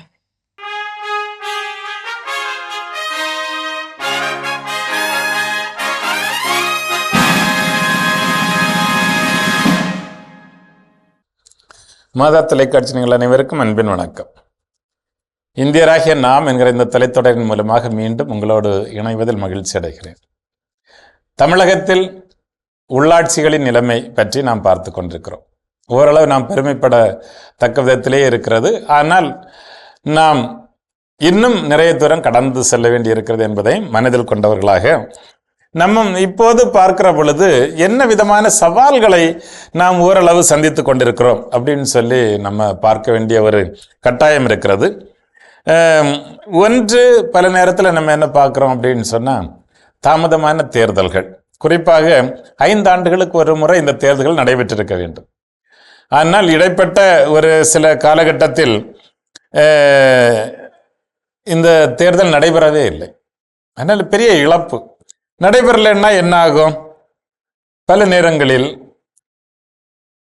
அந்த நிதி நமக்கு கிடைக்குது இல்லையா, அதெல்லாம் செலவுபடுத்தப்படாமல் பல நேரங்களில் மத்திய அரசிற்கு திரும்பி போகக்கூடிய ஒரு ஆபத்து இருக்கிறது. இனி இன்னொன்று பார்த்தோம்னா அதனால நிறைய இழப்புகள், இந்த வளர்ச்சி பணிகள் அனைத்தும் தேங்கி விடுகின்றன. மக்களுடைய தலைமைத்துவம் பறி போகிறது. மீண்டும் எம்எல்ஏ எம்பிக்களை கையில தான் நம்ம துவங்கி கொண்டிருக்க வேண்டிய ஒரு சூழல் உருவாகிறது. அந்த பகுதியில் குறிப்பிடப்பட்ட வளர்ச்சி சொல்லக்கூடிய பேரளவில் சொல்லக்கூடிய திட்டங்கள் எதுவும் நடைபெறாது. மக்களுக்கு பிரச்சனைகள் வருகிற பொழுது அவர்கள் தங்களுடைய பக்கத்தில் இருக்கிற ஒரு வார்டு உறுப்பினரையோ ஒரு பஞ்சாயத்து தலைவரையோ அவர்களெல்லாம் போய் பார்த்து ஒன்றும் செய்ய முடியாது. இது போக மிகப்பெரிய சவாலாக இருப்பது பெண்களுக்கு அதிகாரம் அளிக்கும் வழி சேதமுற்றது. இது என்ன பார்க்குறோம் அப்படின்னு சொன்னால் 50% நம்ம கொடுத்துட்டோம். ஆனால் கொடுத்தாலும் தேர்ந்தெடுக்கப்பட்ட பெண்களின் அந்த குடும்பத்தில் இருக்கிற ஆண் தான் அந்த பதவியை மறைமுகமாக இருந்து நடத்துகிறாரே தவிர பெண்களை ஒரு பொழுதும் முழுமையாக சுதந்திரமாக செயல்பட அனுமதிப்பதில்லை. அது இங்கே நம்முடைய மாநிலத்தில் இருக்கிறத பார்க்குறோம். அப்புறம் சில விஷயங்களில் சாதாரண மக்களுடைய குரலை மாநில அரசு அல்லது அரசு இயந்திரம் மதிப்பதில்லை. அவங்க இருக்காங்க, 10 தடவை மனு கொடுத்தாதான் ஏதாவது ஒன்று நடக்கும், அந்த மாதிரிப்பட்ட விஷயம் அது வலுப்படுத்தப்பட வேண்டும். அப்புறம் பார்த்தோம் அப்படின்னு சொன்னால் பெண் பஞ்சாயத்து தலைவர்கள் 2016 நம்ம 50% அப்படின்னு சொல்லியிருக்கிறோம்.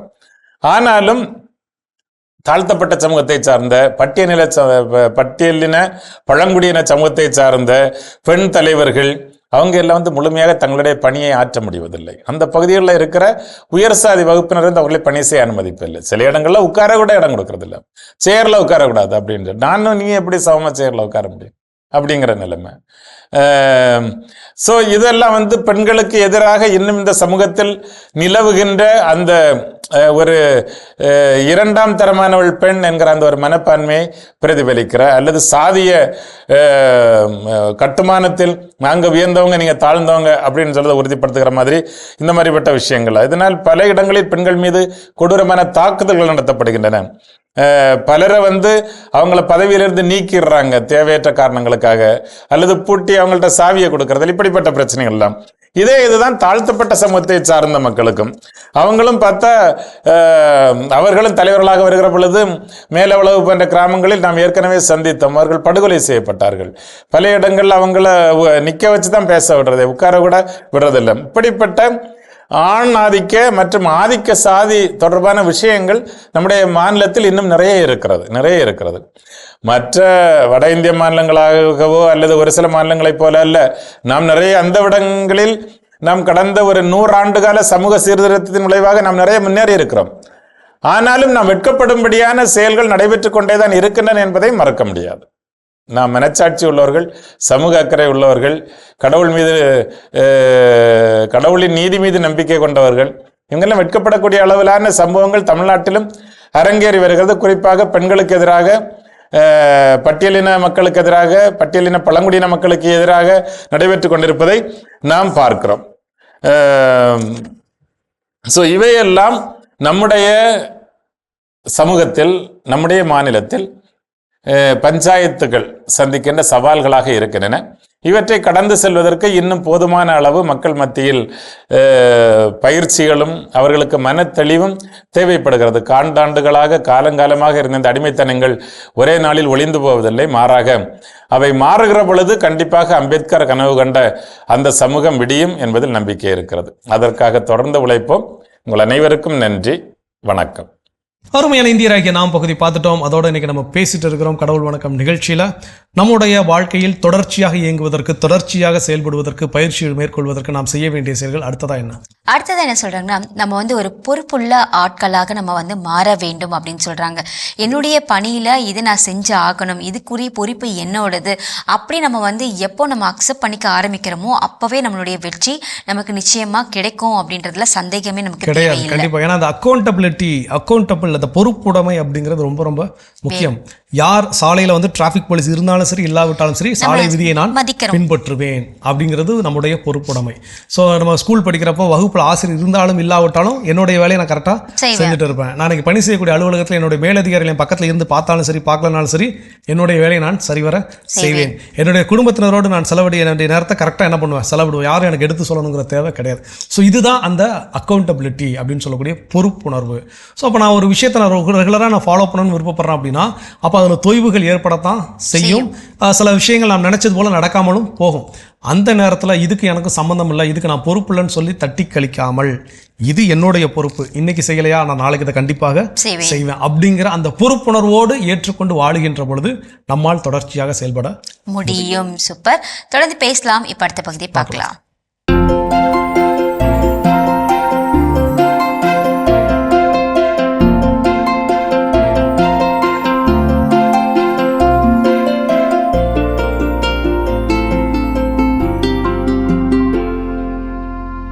அனைவருக்கும் வணக்கம். நம்ம வீடுகள்லேயும் சரி நம்மளுடைய தோட்டங்கள்லேயும் வளர்க்கிற ஒரு முக்கியமான பூப்பயிர் நமக்கு ரொம்ப பிடிச்சது ரோஜா பயிர். வீடுகளில் வளர்க்குறப்ப இந்த மழைக்காலத்தில் நமக்கு ரொம்ப முக்கியமாக அந்த பயிருக்கு தேவையான ஒன்று சாம்பல் சத்து, கால்சியம் சத்து, மெக்னீஷியம் சத்து. அப்படி இருக்கிறப்ப தான் ஒரு பூ நல்ல விரிஞ்சு பெருசாக வரும். அப்படி வர்றப்ப தான் இதழ்கள் கீழே உதிராமல் இருந்து அதே நேரத்தில் அதிகமான எண்ணிக்கையில் வர்றதுக்கும் வாய்ப்பு இருக்குது. அப்படி செய்கிறதுக்கு நம்ம ஒரு சில கரைசல்கள் உபயோகப்படுத்தலாம். முக்கியமாக 5 லிட்டர் இளநீர் தண்ணீரில் 5 லிட்டர் தேங்காயோட இளநீர் தண்ணீரோட 1 கிலோ அளவுள்ள துளசியை அரைச்சி அதுக்குள்ளே உள்ளே போட்டு ஊற வச்சு குறைந்தபட்சம் ஒரு 6 மணி நேரம் கழித்து அந்த திரவத்தை 1 லிட்டருக்கு 50 மில்லி அந்த மாதிரி கணக்கில் தெளிக்கலாம். அப்படி தெளிக்கிறப்ப இந்த பூக்கள் கொட்டாதுங்க. இளநீர், துளசி இந்த 2 தான். இது பூக்கள் கொட்டாது. அதே நேரத்தில் இதை நம்ம மொத்தத்துக்கு தெளிக்கிறப்ப இப்போ உதாரணத்துக்கு நம்ம 5 லிட்டர் இளநீரோட 1 கிலோ அளவுள்ள துளசி இலையை கரைச்சி நம்ம தயாரித்த அந்த அளவு வந்து 5 லிட்டர் கிடைக்கும். அப்போ 100 லிட்டர் தண்ணீரோட 5 லிட்டர் கலந்து அதை தெளிக்கலாம். 1. 2வது, முட்டை எலுமிச்சை கரைசல் தயார் பண்ணலாம். முட்டை எலுமிச்சை கரைசல்னால் என்ன? மூடி உள்ள ஒரு ட்ரம்மில் ஒரு பாத்திரத்தில் 10 முட்டைகளை அடுக்கலாம். அதோட 20 எண்ணிக்கை அல்லது 15 எண்ணிக்கையிலான எலுமிச்சை பழத்தை நல்ல தோலோடையோ அல்லது உள்ளே இருக்க சாரோடையோ நல்லா அரைச்சி உள்ளே ஊற்றினோம்னா இந்த 10 முட்டை அது நிறையிற அளவுக்கு அப்படி வச்சுட்டு அது கூட 1/2 கிலோ அளவுக்கு நாட்டு சர்க்கரை இதை கலந்துடலாம். அல்லது ஒரு 1/4 கிலோவாவது கலந்துடலாம். கலந்து வச்சிட்டோம் அப்படின்னா ஒரு வாரம் கழித்து அல்லது 10 நாள் கழித்து மூடியை திறந்தோம்னா மேலே இருக்க அந்த முட்டையோட ஓடெல்லாம் அப்படியே கொலன்னு ஆகிருக்கும். இப்போ இந்த அமைப்பை அப்படியே எடுத்து மிக்சிக்குள்ளே புல்ல போட்டு நல்லா அரைச்சிட்டோம்னா ஒரு திரவம் கிடைக்கும். இப்போ இந்த திரவத்தை நீங்கள் திருப்பி மூடி போட்டு ஒரு வாரம் வச்சுருக்கலாம். ஒரு வாரம் வந்து ஊற வைக்கிறோம். அடுத்த ஒரு வாரம் வந்து அரைச்சதை ஊற வைக்கிறோம். 15 நாள் ஆச்சுங்களா? இந்த 15 நாள் ஆனதுக்கப்புறம் இந்த திரவத்தை 10 லிட்டர் தண்ணிக்கு 10 லிட்டருக்கு 50 மில்லி 10 லிட்டருக்கு 50 மில்லி அது கூட மீனமிலம் அல்லது பஞ்சகாவியா ஈயம் கரைசல் என்ன இருக்கோ 200 மில்லி கலந்துக்கிறோம். 10 லிட்டருக்கு 200 மில்லி அப்படின்னா 100 லிட்டருக்கு 2 லிட்டர் அந்த மாதிரி கலந்துக்கிறோம். அது வந்து 100 லிட்டருக்கு 2 லிட்டர். இந்த முட்டை அமில கரைசல் வந்து 50 மில்லி இதை கலந்து தெளிக்கலாம். இது கூட இன்னும் என்ன நம்ம சேர்த்துக்கலாம்? அந்த சோலுபார் அப்படிங்கிற போரான் பவுடரோ அல்லது 30 லிட்டர் அளவுக்குள்ள எருக்கு கரைசலோ இதை கலந்து தெளிச்சுக்கிட்டோம்னா பொதுவாக ரோஜாவோட வடிவம், அதோடைய சைஸு, வடிவம், மடல்களோட எண்ணிக்கை, அதோட பளபளப்பு இது எல்லாமே அதிகமாக இருக்குங்க. இதை வந்து இன்னும் நம்ம வேறு மாதிரி செய்யலாம்னா சாண பாசி கரைசல் 100 லிட்டருக்கு 5 லிட்டர் கலக்கிறோம். அது கூட இந்த முட்டை எலுமிச்சை கரைசல் 1/2 லிட்டர் கலக்கிறோம்.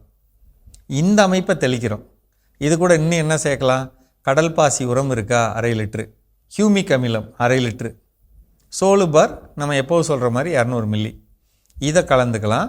இதில் நான் ஏற்கனவே சொன்ன மாதிரி PPFM அந்த திரவத்தை 200 மில்லி கலந்துக்கலாம். அப்படி கலந்து நம்ம தெளிக்கிறப்ப நமக்கு எண்ணிக்கை அதிகமாகிறதும் பூக்கள் உருவாகிறதும் அந்த பூக்கள் சிறப்பாக வர்றதும் இந்த காரியம் நம்ம உறுதிப்படுத்தலாம். மழைக்காலத்தில் நமக்கு ஒரு சிறப்பான பயிர் கிடைக்கிறப்ப நமக்கு கிடைக்க வேண்டிய லாபம் அதிகரிக்கும் குறைந்த செலவில். செஞ்சு பாருங்கள். எதுவும் சந்தேகம்னா கீழே இருக்க நம்பரில் கேளுங்க, நான் சொல்கிறேன். சரிங்களா? மீண்டும் சந்திப்போம். சிறப்பான உழவும் உயரும் பகுதி நம்ம பார்த்தாச்சு. நாம இன்னைக்கு பேசிட்டு இருக்கோம் தொடர்ச்சியா நம்ம வெற்றி பெறுறதுக்கும் தொடர்ச்சியா நம்ம செயல்படுறதுக்கும் அடுத்ததான் நம்ம என்ன செய்யணும்? ஸோ அடுத்ததான் ஒவ்வொரு நாளும் நம்மை நாமே உத்வேகப்படுத்திக் கொள்ள வேண்டும். நமக்கு நான் ஏற்கனவே சொன்ன மாதிரி ஏதாவது ஒரு பெரிய நமக்கு பிடித்தமான ஒரு தலைவருடைய ஸ்பீச்சை கேட்கும்போதோ இல்லை அவங்களுடைய திரைப்படத்தை பார்க்கும்போதோ இல்லை ஏதோ ஒரு சில விஷயம் நமக்குள்ளே நம்ம பிடிச்ச மாதிரி நடக்கும்போது நமக்குள்ள அது உத்வேகம் அப்படிங்கிறது பொங்கிக்கணும். சொல்லும்போது ஒரு மீம் ஒன்று பார்த்தேன். ஒரு இன்னொரு ஃப்ரெண்டுக்கு ஃபோன் பண்ணுற மாதிரி ஒரு மீம் போட்டு டெம்ப்ளேட்டை போட்டுட்டு, மச்சான் ஒரு பழைய பஸ் என்ன விலைக்கு வரும்னு சொல்லு மச்சான் வாங்கணும் அப்படின்னு. உடனே அவன் அடி செருப்பாள உட்காந்து சூரியவம்சம் படம் டிவியில் பார்த்துட்டு இருக்கேன். நானும் அதான் பார்த்துட்டு ஏன் அப்படின்னா அந்த படத்தை பார்க்குறப்ப அந்த படத்தில் ஒரு காட்சி இருக்கும். பஸ் வந்து விலை பேசிட்டு இருப்பாங்க. அந்த பஸ்ஸை விலை பேசி அவர் வாங்கி என்ன பண்ணுவார், வாழ்க்கையில் பெரிய நிலைக்கு என்ன ஒரே பாட்டில் ஓஹோன்னு என்ன பண்ணிடுவார், மாறிடுவார். அது போல் அதை பார்க்குறப்ப எனக்கும் அதே மாதிரி வரணுங்கிற உத்வேகம், இது தவறு இல்லை. ஆனால் இந்த உத்வேகத்தை ஒவ்வொரு நாளும் எனக்குள் நான் ஏற்படுத்தி கொண்டே இருக்க வேண்டும். அதுக்காண்டி டெய்லி அதே காட்சியை நான் பார்த்துக்கிட்டே இருந்தால் எனக்கு உத்வேகம் ஆயிருமான்னு கேட்டால் ஒரு கடத்தில் அந்த காட்சி எனக்கு என்ன ஆயிரும், சலிப்பு தட்டிடும். ஸோ அப்போது அந்த ஒரு லெவலில் அப்போ ஒவ்வொரு நாளும் உத்வேகப்படுத்துவதுக்கு ஏதாவது ஒன்று நான் செய்யணும். இப்போ எனக்கு வந்து ஒரு மேடையில் ஏறி பேசணும், எனக்கு ஒரு பயமாக இருக்கிறது அப்படின்னா கண்ணாடி முன்னாடி நின்று நல்லா கைத்தட்டி பயங்கர சத்தமாக நீங்கள் கைத்தட்டிட்டு ஒரு கான்ஃபிடென்ட்டோட போய் உங்களால் பேச முடியும்னா நிச்சயமாக உங்களால் பேச முடியும். ஸோ அப்போ அதுபோல் எனக்கு ஏதோ ஒரு சில விஷயங்கள் வெளியே எக்ஸ்பிரஸ் பண்ண முடியல அப்படின்னா ஒரு பாட்டை போட்டுட்டு எனக்கு யாரும் பார்க்க வேணாம்னு விருப்பப்பட்டீங்கன்னா கதவு ஜன்னல்லாம் அடைச்சிட்டு ஒரு நல்ல ஒரு டான்ஸ் எனர்ஜெட்டிக்காக யாருமே பார்க்கலங்கிறது நம்மையே மறந்து ஆடக்கூடிய அந்த ஒரு ஆட்டம் நமக்குள்ள ஒரு உத்வேகத்தை என்ன பண்ணும், கொடுக்கும். ஸோ இப்படி நிறைய வழிவகைகள் இருக்குது. சிலருக்கு எழுதுவதாக இருக்கலாம், சிலருக்கு படம் வரைகிறதா இருக்கலாம். இப்படி ஒவ்வொருத்தருக்கும் அது என்ன பண்ணும், வேறுபடும். அப்போ அது எனக்கு எது செட் ஆகுதுங்கிறத நான் கண்டுபிடிச்சி ஒவ்வொரு நாளும் என்னை நான் உத்வேகப்படுத்திக்கிட்டே இருந்தேன் அப்படின்னா நிச்சயமாக என்னால் தொடர்ச்சியாக செயல்பட முடியும். அதில் எந்த சந்தேகமும் நமக்கு தேவையே கிடையாது. தொடர்ந்து பேசலாம். இப்போ அடுத்த பகுதியை பார்க்கலாம்.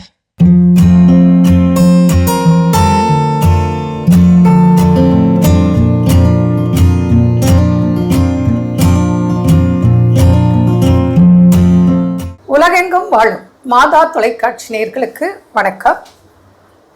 இப்போ வந்து தீபா ஜென்ரலாக யாருக்கு பாரு ஃபேட்டி லிவர் அதுவும் ஆரம்பத்தில் தெரியறதே இல்லை. ஏன்னா இதோட சிம்டம்ஸ் பெருசாக அவங்க ஃபீல் பண்ண மாட்டாங்க. அறிகுறிகள் மேக்சிமம் நமக்கு ஃபேட்டி லிவர் தான் அப்படிங்கிற ஞாபகத்தை கொண்டு வராது. ஏதோ ஒரு டெஸ்ட் எடுக்க போவாங்க, அப்போ ஃபேட்டி லிவர்னு கண்டுபிடிப்பாங்க.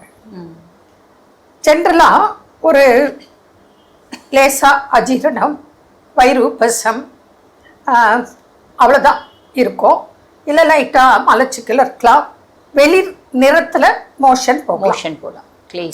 இதை வந்து நமக்கு லிவர் பாதிப்பு, ஃபேட்டி லிவர் அப்படின்னு யாருமே ஞாபகப்படுத்திக்கிறது இல்லை, யோசிக்கிறதே இல்லை. ஏன்னா சிம்டம்ஸ் பெருசாக இல்லை.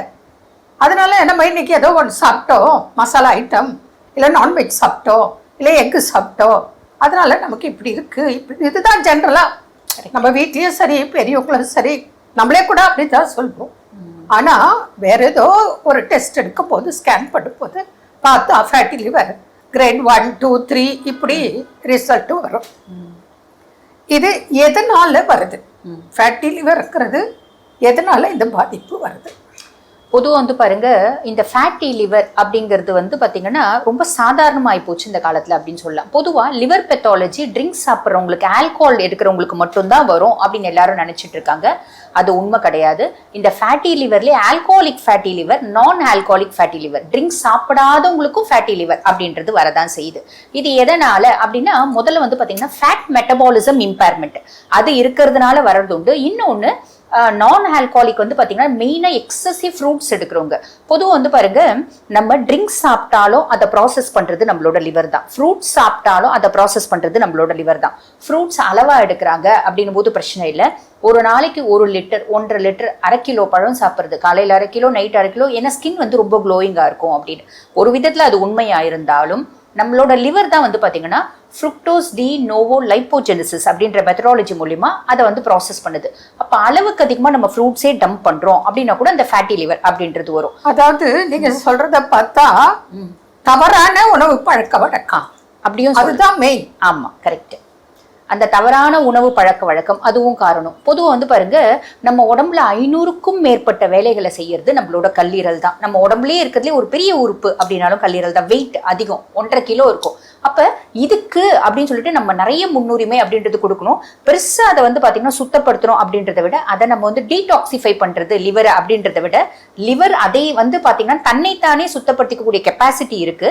பட் இருந்தாலும் இந்த ஃபேட்டி லிவர் இருக்கு அப்படின் போது நம்ம சில பல விஷயங்களை கடைபிடிக்கணும். அது மேடம் சொல்லுவாங்க. இப்போ ட்ரிங்க்ஸ்னால இந்த பாதிப்பு வரும். சிலருக்கு வந்து அதாவது இந்த ஃபேட்டி லிவர் சில மருந்துகளோட சைடு எஃபெக்ட்னாலையும் பாதிப்பு வரலாம். ஃபீவர் ரெடியூசர்ஸ் நிறைய எடுக்கும் போது அப்புறம் ஹெப்படைட்டிஸ்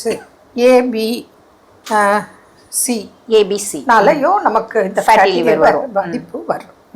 மெயின் ரீசன் ஆண்கள் அப்படின்னா அந்த இடுப்பு அளந்து பார்த்தோன்னா தொப்புள் டு தொப்புள் ரவுண்டு 90 இருக்கலாம் அளவு, 90 சென்டிமீட்டர். பெண்கள் அப்படின்னா 85.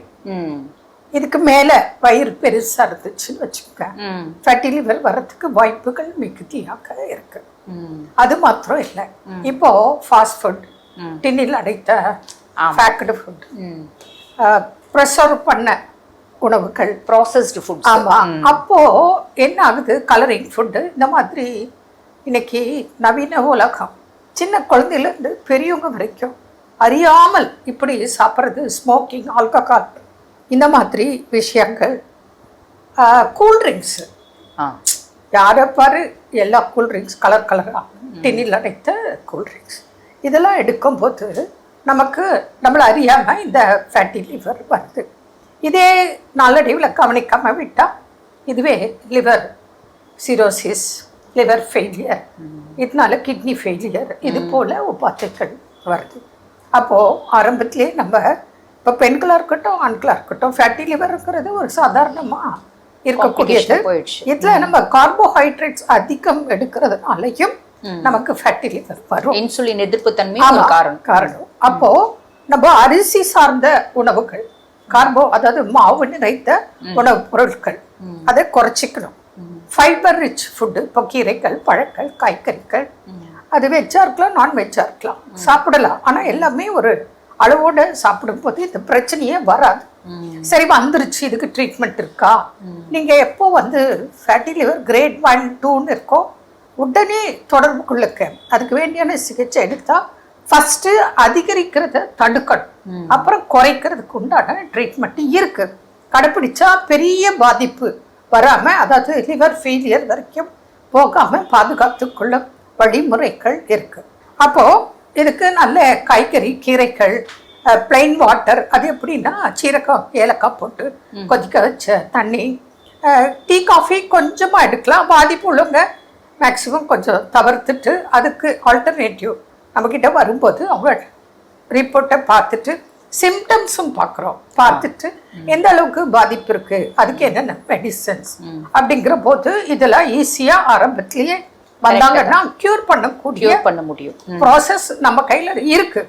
அது பேஷண்ட் கடைப்பிடிச்சா நிச்சயமாக பெரிய பாதிப்பிலிருந்து மீண்டு நல்ல வாழ்க்கை வாழ முடியும். என்ன நேரத்தில் மீண்டும் நாளை சந்திப்போம். நன்றி. அன்னை மரியே வாழ்க. அருமையான நம்ம ஒரு வைத்தியம் பகுதி பார்த்துட்டோம். நிகழ்ச்சியோட நிறைவுக்கும் வந்தாச்சு. ஸோ இன்னைக்கு நாளில் நம்ம பேசிட்டு இருக்கிறோம். தொடர்ச்சியாக நாம் செயல்படுவதற்கு, பயிற்சி எடுப்பதற்கு செய்ய வேண்டிய செயல்கள் ஃபைனலாக என்ன சொல்கிறாங்க? ஃபைனலாக என்ன சொல்கிறாங்கன்னா, இப்போ தொடர்ச்சியாக நம்ம ஒரு செயலை செய்யணும்னு நம்ம தொடங்கிட்டோம். இன்னைக்கு நான் இதை செஞ்சிட்டேன்ப்பா, ஒரு நாள் நான் தூங்கிக்கிறேன், அடுத்த நாள் நான் எழுந்துக்கிறேன். இன்னைக்கு நான் ஜிம்முக்கு போயிட்டேன், இன்னைக்கு போயிட்டு ரொம்ப டயர்டாக இருக்குது, நான் அடுத்த நாள் லீவ் போட்டுக்கிறேன் அப்படின்னு சொல்லிட்டு நம்ம பிரேக் பண்ணும்பொழுது அந்த வேலையை நம்மளால் செஞ்சு முடிக்கவே முடியாது. எந்த ஒரு வேலையை நம்ம எடுத்துக்கிட்டாலும் அதை நம்ம தொடர்ச்சியாக செய்யும் போது மட்டும்தான் நமக்கு வெற்றி நிச்சயமாக நமக்கு கிடைக்கும். கண்டிப்பாக ரொம்ப சிறப்பாக சொன்னீங்க. ஏன்னா அப்படின்னா நம்ம ஒரு நாள் தவறுதலாக நமக்கே அறியாமல் ஓய்வாயிருச்சுன்னா பிரச்சனை கிடையாது. ஆனால் அதை ஒவ்வொரு நாளும் நம்ம காரணமாக தேடி எடுத்துக்கிறோம்னா நிச்சயமாக நாம் நினைச்ச இலக்கை நம்மால் சென்று அடையவே முடியாது. என் வாழ்வில் வெற்றி பெற வேண்டும் அப்படின்னா என் தூக்கத்தை பொருட்படுத்தாது நான் என்ன பண்ணணும்? ஓடிக்கொண்டே இருக்க வேண்டும், இயங்கிக் கொண்டே இருக்க வேண்டும். நான் இங்க இயங்கவில்லை அப்படின்னா நான் ஆற்றோடு அடித்து செல்லப்படக்கூடிய செத்த மீன்களுக்கு சமம். அப்போ அதோட ஆற்றினுடைய அந்த நீரோட்டத்தில் என்னால் என்ன போக முடியுமே தவிர அதை எதிர்த்து என்னால் நீந்த முடியாது. ஸோ சிறப்பான நாள், சிறப்பான சிந்தனை நமக்கு கொடுக்கப்பட்டிருக்கிறது. இந்த சிந்தனையை உள்வாங்கியவர்களாய் இன்றைக்கு நாளில் யார் யாரெல்லாம் தங்களுடைய திருமண நாள், பிறந்த நாள் கொண்டாடுறாங்கன்னு பார்க்கலாம். அதுலேயும் குறிப்பாக இன்னைக்கு மதுரை உயர் மறை மாவட்டத்தினுடைய பேராயர் மேதகு அந்தோணிசாமி சவரிமுத்து அவர்கள் அவருடைய பிறந்த நாளை இன்னைக்கு கொண்டாடுறாரு. அது மட்டும் இல்லை, பாளை மறை மாவட்டத்தினுடைய ஓய்வு நிலை ஆயர் மேதகு ஜூடு பால்ராஜ் அவர்கள் இன்னைக்கு அவர் ஆயராக திருநிலைப்படுத்தப்பட்ட நாளை இன்னைக்கு கொண்டாடுறாரு. ஸோ அவருடைய உடல் உள்ள சுகத்திற்காக நாமளும் ஜெபிக்கலாம், அன்பர்களையும் ஜெபிக்க சொல்லி கேட்டுக்கலாம். அவர்களோடு இணைந்து யாரெல்லாம் விழா கொண்டாடுறாங்கன்னு பார்க்கலாம்.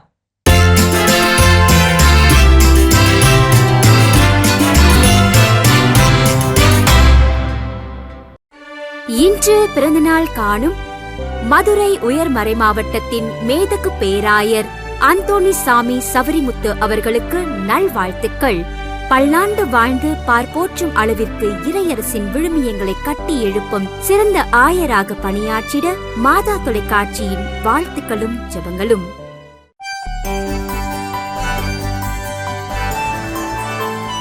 திருத்தூதர்களின் வழித்தோன்றலாய் அருட்பொழிவு செய்யப்பட்ட பாளையங்கோட்டை மறை மாவட்டத்தில் பணிபுரிந்து ஓய்வில் இருக்கும் ஆயர் மேதகு ஜூட் ஜெரால்ட் பால்ராஜ் அவர்கள் ஆயராக திருநிலைப்படுத்தப்பட்ட நாள் இன்று. ஆயர் அவர்களுக்கு வாழ்த்துக்கள் கூறி உடல் ஆன்ம நலனுக்காக ஜெபிக்கின்றது நமது மாதா தொலைக்காட்சி.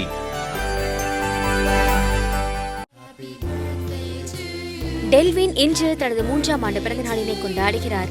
இவரை வாழ்த்துபவர்கள் அப்பா, அம்மா, தாத்தா, அவ்வா, அண்ணன், டாரிஸ், விவியன், மாமா, அத்தை, குடும்பத்தினர், உறவினர்கள் மற்றும் நண்பர்கள்.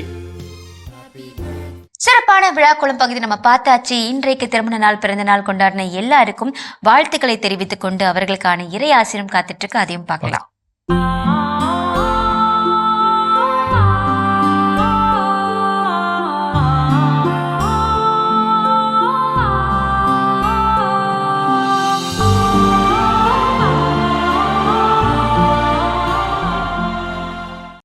ஆண்டவர் இயேசுவில் என் அன்பிற்கினிய மாதா தொலைக்காட்சி நேயர்களே, இன்றைய இறை வார்த்தை, உனக்கு கொடுப்பதாக உன் மூதாதையருக்கு ஆண்டவர் ஆணையிட்டு கூறிய நாட்டில் உன் கருவின் கனி, உன் கால் நடைகளின் ஈற்றுக்கள், உன் நிலத்தின் பயன்கள் ஆகியவற்றில் நலன்களால் நீ நிறைவு பெறும்படி ஆண்டவர் அருள்வார். இணைச்சட்ட நூல் 28:11. இன்றைக்கு மனிதர்களுக்கு இருக்கக்கூடிய குறைபாடுகளிலே ஒன்று குழந்தை பாக்கியம்.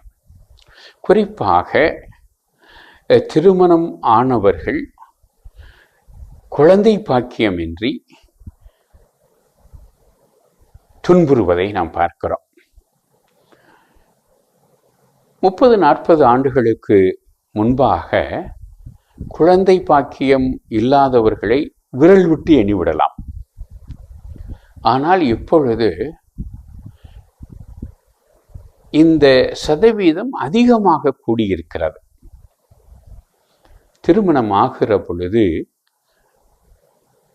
நாம் நிறைவேற்றுகிற திருமண திருப்பலியிலே சிறப்பு ஆசிரியர் இருக்கிறார். அந்த சிறப்பு ஆசிரியரிலே ஒன்று, நீங்கள் உங்கள் பிள்ளைகளின் பிள்ளைகளையும் காண்பீர்களாக என்பதுதான். முதலிலே பிள்ளைகள், நீங்கள் பிள்ளைகளை பெற்றெடுப்பீர்களாக. எனவே பிள்ளை பாக்கியம் மட்டுமல்ல, பிள்ளை பாக்கியத்தை தொடர்ந்து அவர்களுக்கும் பிள்ளை பாக்கியம் கிடைக்க வேண்டும். எனவே இது மிக முக்கியமான ஒரு ஆசீர்வாதம். இதனை நமக்கு மட்டுமல்ல, நம்முடைய கால்நடைகளின் ஈற்றுக்களுக்கும் கடவுள் கொடுப்பதாக இணைச்சட்ட நூல் சொல்லுகிறது. இப்பொழுது நம்முடைய பிள்ளைகள் பிள்ளை பாக்கியம் இல்லாமல் இருக்கிறார்கள். இந்த நாளிலே சிறப்பாக அப்பேற்பட்டவர்களுக்காக ஜெபிப்போம். யாரெல்லாம் இப்படி குழந்தை பாக்கியம் இல்லை என்று வந்து புனித தலங்களில் சருகனி இறை ஊழியர் லெவே அவருடைய கல்லறைக்கு வந்து அல்லது நம்மிலே குருக்களிடம் வந்து செபித்து செல்கிறார்களோ அவர்களுக்கு குழந்தை பாக்கியம் கொடுக்கப்படுகிறது என்ற அனுபவம் என்னுடைய அனுபவம். எனவே கடவுள் எதிர்கால தலைமுறைகளை உருவாக்குவதன் வழியாகத்தான் அவருடைய படைப்பின் மறைபொருளை பாதுகாக்கிறார். எனவே நம்முடைய உலகுக்கும் நம்முடைய குடும்பங்களுக்கும் எதிர்காலம் கிடைக்க வேண்டும் என்றால் நமக்கு நம்முடைய பிள்ளைகளுக்கு பிள்ளைகளும் அவர்களுக்கு பிள்ளைகளும் கிடைக்க வேண்டும். எனவே பிள்ளைகளின் பிள்ளைகளுடைய பேற்றை நாம் பார்த்து மகிழ்பவர்களாக இருக்க வேண்டும். எனவே இந்த நாளை குறிப்பாக குழந்தை பாக்கியமற்ற இளம் தம்பதியர்களுக்கு இறைவன் குழந்தை பாக்கியம் மக்கட்பேறு அருள வேண்டும் என்று மன்றாடுவோம். எல்லாம் வல்ல இறைவன் தந்தை, மகன், தூய ஆவியார் உங்களை ஆசீர்வதிப்பாராக. ஆமேன். மிகச்சிறப்பு. நம்ம அன்பாயரோட இறையாசிர் நம் அனைவருக்கும் நிறைவாக கிடைச்சிருக்குது. இந்த மகிழ்ச்சியோடு இன்றைய நாளில் கற்றுக்கொண்ட பாடம், நாம் தொடர்ச்சியாக செயல்படுகின்ற பொழுதுதான், தொடர்ச்சியாக இயங்குகின்ற பொழுதுதான், தொடர்ச்சியான பயிற்சியோடு முயற்சியை மேற்கொள்கின்ற பொழுதுதான் நம் வாழ்வில் வெற்றி பெற முடியும். ஸோ அந்த தொடர்ச்சியான முயற்சியை மேற்கொள்வதற்கு செய்ய வேண்டிய செயல்கள் என்ன அப்படிங்கிறத கடவுள் நீங்கள் நமக்கு உணர்த்தி இருக்கிறார். அந்த செயல்களை செய்ய தேவையான ஆற்றலை கடவுளிடம் கேட்டு இன்னைக்கு நம்ம நிகழ்ச்சியை நிறைவு செஞ்சதுனால இனிதே தொடங்கலாம். அன்பானவர்களே, தொடர்ந்து செயல்படுவோம், வாழ்வில் மாற்றம் பெறுவோம் என்ற இந்த சிந்தனையோடு இன்றைய கடவுள் வணக்கம் நிகழ்ச்சியை நாங்கள் நிறைவு செய்கிறோம். இந்த நாள் இனிய நாளாக அமைய மாதா தொலைக்காட்சியின் வாழ்த்துக்களும் ஜபங்களும். மீண்டும் உங்களை கடவுள் வணக்கம் நிகழ்ச்சியில் சந்திக்கும் வரை உங்களிடமிருந்து விடைபெறுகின்றோம். இயேசுவுக்கே புகழ். மரியே வாழ்க. நீ ஆர்ட்ஸ் தானடா படிச்ச, எப்படி ஐடில வேலை பார்க்குற? எந்த டிகிரினாலும் பரவாயில்லண்ணா. சென்னையில் இருக்க எஸ்எல்ஏ ஐடி ட்ரைனிங் இன்ஸ்டியூட் தான் நான் ட்ரைனிங் எடுத்தேன். மாதம் 30,000 சம்பாதிக்கிறேன். சூப்பர்டா. For IT training and placement, contact 8870767784.